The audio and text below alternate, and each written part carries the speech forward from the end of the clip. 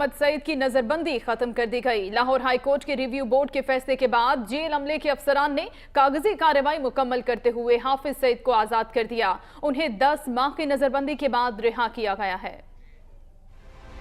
Lahore high court के नजरसानी board ने professor हाफिज मोहम्मद सईद की नजरबंदी में मजीद तौसी की हुकूमती इस्तदा मुस्तरद करते हुए उनकी रिहाई की सिफारिश की। जस्टिस अब्दुल समी खान की सरबराही में 3 रुकनी रिव्यू बोर्ड ने सरकारी वकला के दलाइल सुनने के बाद हाफिज सईद के खिलाफ सबूत को नाकाफी करार दे दिया और उनकी नजरबंदी की मुद्दत में मजीद तौसी न करने का फैसला सुनाया। रिव्यू बोर्ड के फैसले पर अमल दरामद करते हुए जेल अमले के अफसरान ने जौहर टाउन में उनकी रिहाइशगाह पर कागजी कार्रवाई मुकम्मल की, जिसके बाद उनकी 10 माह की नजरबंदी खत्म हो गई। हाफिज मोहम्मद सईद को 30 जनवरी को नजरबंद किया गया था। उनकी रिहाइशगाह से जेल अमला वापस चला गया। रिहाई के बाद अपने पैगाम में हाफिज मोहम्मद सईद का कहना था कि उन्हें इस बात की खुशी है कि उनके जिम्मे कोई ऐसा इकदाम साबित नहीं हुआ जो उनके लिए और मुल्क के लिए किसी भी किस्म का नुकसानदेह साबित हो। भारत ने हमेशा दहशतगर्दी के इल्जाम लगाकर दुनिया को बावर कराने की कोशिश की। अदलिया के फैसले ने साबित किया है कि सब प्रोपेगेंडा झूठ पर मबनी है।